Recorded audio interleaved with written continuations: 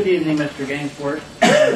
What we're going to do is each board member will ask you one question. It's the same question from the same board member for each of the 7 candidates. And I'll start with my question. Please introduce yourself and share with us why you wish to serve on the board. For those that don't know me, my name is Edward Gainsborg. I've served on this board for 9 years, the past 9 years.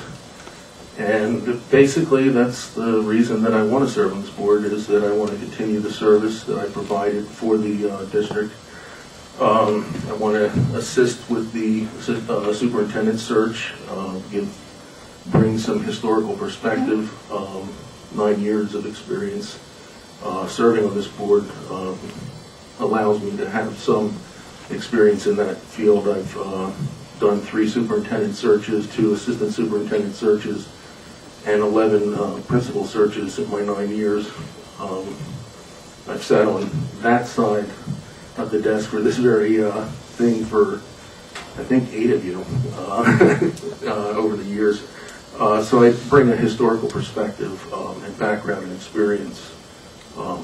Also, having served for 9 years on the facilities committee, I know that there's a facilities referendum being considered, and I think that my background there would be very helpful, being that I know a lot of the ins and outs of the buildings and what has been on the 5-year maintenance plan forever, it seems. So. Ed, tell us what specific strengths or talents you see yourself bringing to the board, back to the board. Well, apart from the experience on the board, I'm a team player. I've never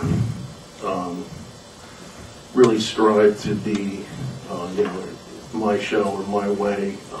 I work with both sides very well. I listen to each side and then make my decision based on the information provided. So I think that team player is the big thing. Right. Good evening, and thank you for being here and for your interest.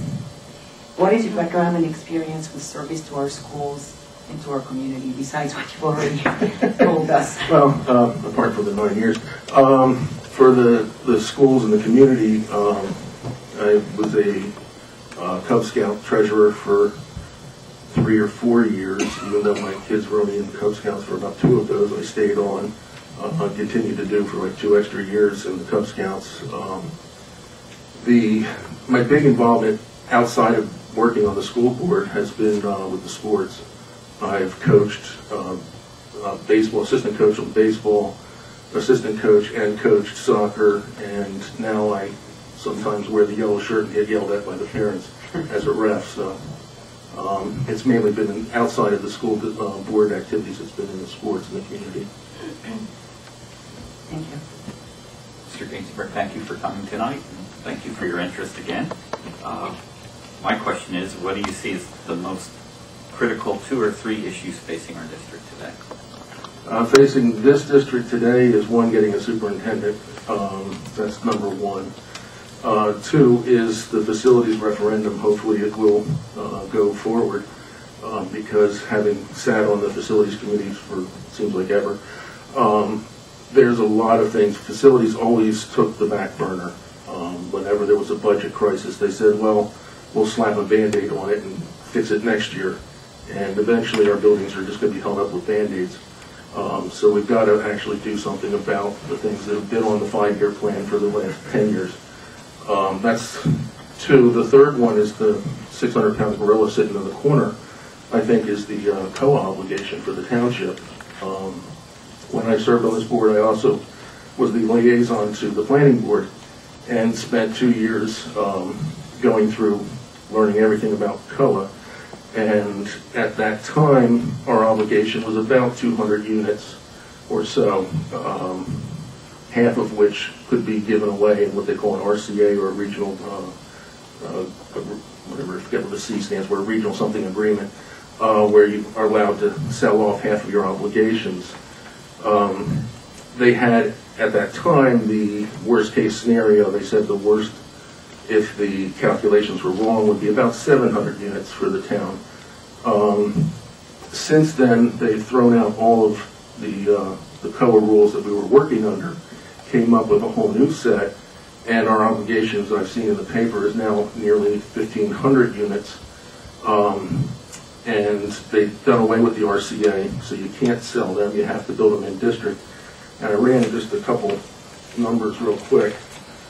Wrote them down somewhere here. Here it is. Under the old plan, our obligation 200 units, with an outside chance of 700, approximately 200 homes, with an RCA of 15 or 50% would be 100 homes. With an 8-to-1 building ratio, that'd be 800 homes. You can get a 25% senior affordable housing obligation knocked off of that. So that meant about 600 homes with approximately 25% COA, or the cohort survival, for the way the demographics people work it. You get about 25% kids out of each one of these houses, which would be about 150 kids. We can handle that. That the way it is now, with 1,500 homes with an 8-to-1 ratio, that's 12,000 new homes that would be built in the township at a 25% senior offset. That's 9,000 homes with 25% students per 9,000 home. That's 2,500 new, or 2,250 new kids, which is a 50% increase in our student population in the next 10 to 15 years. And so we have to address that. And I think that's the, as I said, the 600-pound gorilla sitting in the corner that needs to be addressed with this community facilities plan. That you have to look forward to reserving some land somewhere, because with 2,200 kids, that's going to be at least a new high school, possibly restructuring the schools as they are now. And I haven't heard anybody talking about that. You know, they talk about the co-obligation and where we're going to put it, and sewers and everything, but nobody talks about the impact that's going to be on the schools. So if it comes to pass, you don't want to be caught in the last 2 years and say, oh, now we have to build a school somewhere. You want to plan ahead for it. Good evening, Mr. Gainsborg. If you disagreed with other board members over some matter, what would you do to try to achieve some resolution? Depends on the disagreement. If it was a fundamental disagreement, you really can't change anybody's mind. If it's some procedural thing or something that you haven't fully thought out, you talk with the person either at the meeting or after the meeting, and ask, why were you thinking it that way, or what direction were you coming from? But you work together. You don't build a wall and then just hunker down and say, this is my position and I ain't budging. You have to hear both sides. You have to hear everything from everybody and try to see where they're coming from. If you still disagree, you have to agree to disagree. But you got to work together as a team. That's the important thing.